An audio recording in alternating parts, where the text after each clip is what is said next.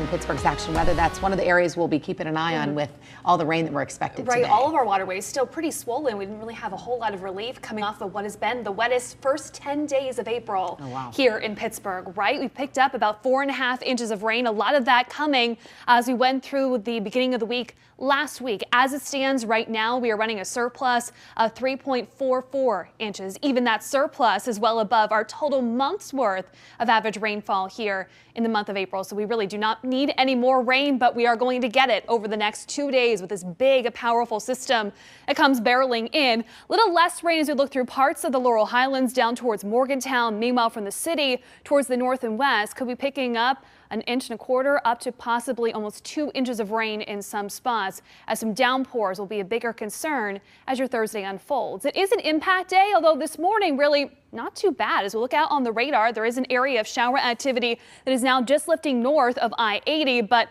as you head back into Ohio, yeah, more rain that's going to be tracking in here as we go through the start of the day. It's all with a warm front that is building northward. It's also going to drive those temperatures up as we go into the second part of the day, as a strong low, which right now is sitting near Nashville, tracks closer. And with that, we will see the return of more rain. Also, the threat for some thunderstorms is really all the ingredients will be there for a potentially active evening that could span just a matter of a few hours. But certainly we're going to be weather aware with some stronger storms that develop between about 6 and 10 p.m.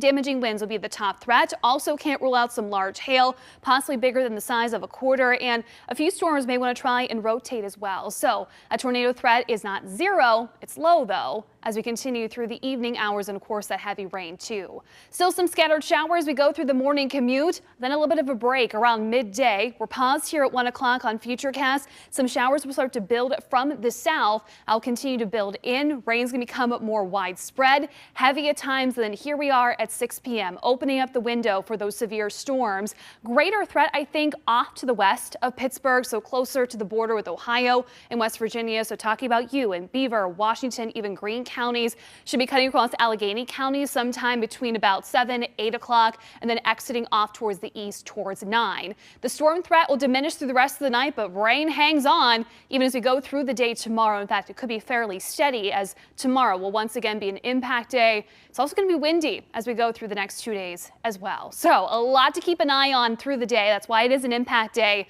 Off and on showers, some afternoon thunderstorm chances. Winds are going to be gusty, especially over into the Laurel Highlands, where you do have that wind advisory that will take us through 11 o'clock tonight. Before that, though, storms will be crossing the area from west to east between about 6 and 10. So really a small window, but certainly those storms could be mighty. Lingering showers we go through the night. Temperatures will stay on the cool side tomorrow. Just a high of 55, windy with those off and on showers.